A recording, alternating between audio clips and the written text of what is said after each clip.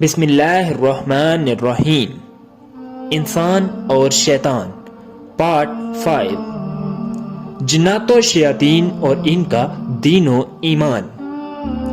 بنیادی طور پر اللہ تعالی نے ہی جنات کو بھی انسانوں ہی کی طرح اپنی عبادت کے لیے پیدا کیا ہے اور اس عبادت کے لیے انہیں اختیار بھی دیا ہے، لیکن جس طرح انسان اس اختیار کو صحیح استعمال کرتے ہوئے دائرہ اسلام میں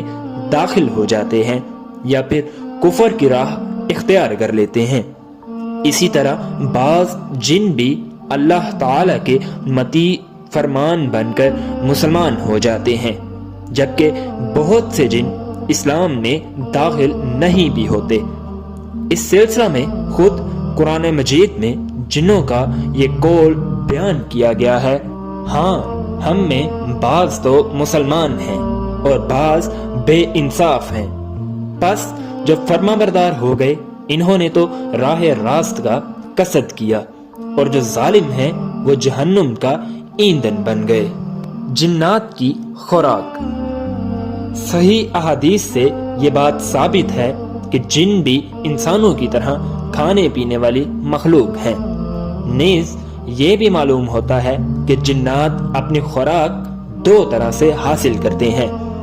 ایک تو وہ خوراک جو انسان کھاتے ہیں اور یہ جنات بھی چوری چھپے ان کے ساتھ شامل ہو کر اسے کھا لیتے ہیں، جیسا کہ درج ذیل احادیث سے ثابت ہے۔ حضرت عبداللہ بن عمر رضی اللہ تعالی عنہ سے مروی ہے کہ اللہ کے رسول صلی اللہ علیہ وآلہ وسلم نے فرمایا کہ جب تم کھانا کھانے لگو تو دائیں ہاتھ سے کھاؤ اور جب پانی پینے لگو تو دائیں ہاتھ سے پیو،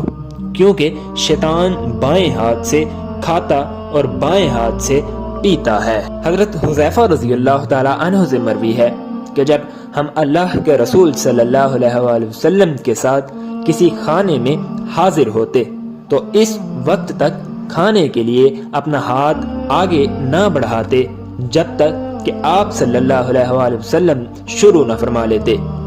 ایک مرتبہ ہم آپ کے ساتھ کھانے کے لیے حاضر تھے کہ ایک لڑکی آئی، گویا اسے کوئی دھکیل کر لایا ہے۔ وہ اپنا ہاتھ کھانے کے لیے بڑھانا چاہتی تھی کہ اللہ کے رسول صلی اللہ علیہ وآلہ وسلم نے اس کا ہاتھ پکڑ لیا۔ پھر ایک دیہاتی آیا، گویا کوئی اسے بھی دھکیل کر لایا ہو۔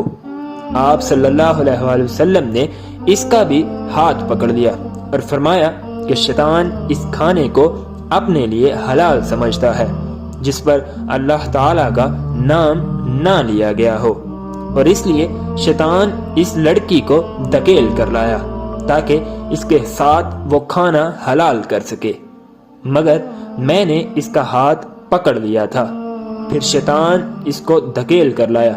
تاکہ اس کے ذریعے کھانا اپنے لیے حلال کر سکے، مگر میں نے اس کا بھی ہاتھ پکڑ لیا۔ قسم اس ذات کی جس کے ہاتھ میں میری جان ہے، بلا شبہ شیطان کا ہاتھ ان دونوں کے ہاتھوں سمیت میرے ہاتھ میں ہے۔ اس کے علاوہ بھی جنات کی باقاعدہ الگ خوراک کا تذکرہ احادیث میں ملتا ہے۔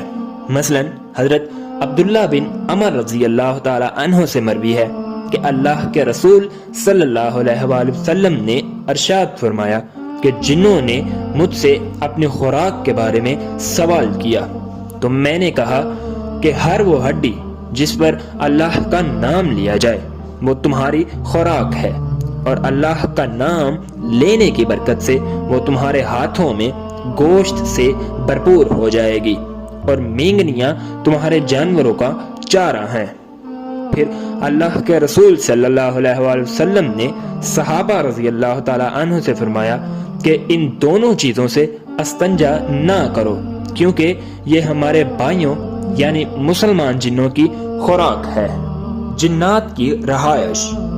جنات عموماً ویران مقامات، کھنڈرات، جنگلوں اور صحراؤں میں رہائش کرتے ہیں، جبکہ ان میں سے مسلمان جنات خاص طور پر بیت اللہ کا قرب و جوار، مکہ و مدینہ جیسے معزز و افضل شہروں اور مسجدوں وغیرہ جیسی پاک جگہوں کو اپنی رہائش کے لیے منتخب کرتے ہیں۔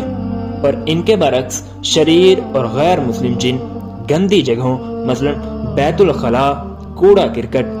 ڈیر اور کفر و شرک کے اڈے وغیرہ جیسی مانوی یا حصی طور پر نجاست سے لبریز جگہوں کو اپنی رہائش کے لیے پسند کرتے ہیں۔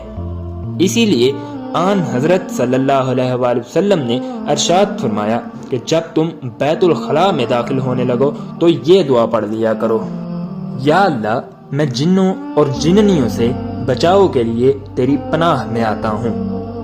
ایک روایت میں واضح طور پر یہ بات موجود ہے کہ ان گندی جگہوں پر شیطان رہتے ہیں،